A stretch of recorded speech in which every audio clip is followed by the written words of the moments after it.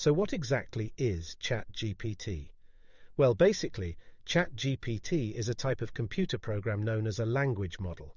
It understands human language and can generate text just like a person would. This ability lets it perform a range of tasks, from business planning to summarizing complex documents, translating languages, and even making creative pieces such as poetry and science fiction novels. But how does it accomplish these tasks? The secret lies in a concept called machine learning. This is a way of teaching a computer to learn from data information very much like we learn from experience.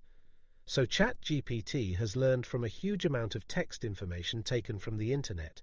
It doesn't really understand what it reads, but it remembers how words and sentences fit together in patterns. So if you start a sentence, it can guess what might come next because it has seen similar sentences before, making it a powerful tool for generating human-like responses. But sometimes it might guess wrong because, after all, it's only just guessing based on what it has seen before, not because it truly understands what it's saying. ChatGPT is important because it changes the way we use technology. Think of it as a digital assistant that can help both people and businesses in different ways. It can talk to customers, create articles or blogs, translate different languages, help with scheduling, answer common questions, and even help in teaching.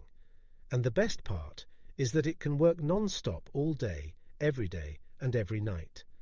This allows it to handle jobs that are repetitive, which lets people concentrate on more creative tasks and solving more important problems. However, it is important to be aware of some of the challenges that comes with ChatGPT. While it's excellent at generating human-like text, it can sometimes give inaccurate or misleading information. That is because it doesn't understand information like we do. It only recognizes patterns, and there can also be issues related to copyright, as it might reproduce text that looks a bit too similar to its training data. But remember, every tool has its strengths and its limitations, and in this course we will help you navigate its incredible potential, but also handle its limitations responsibly.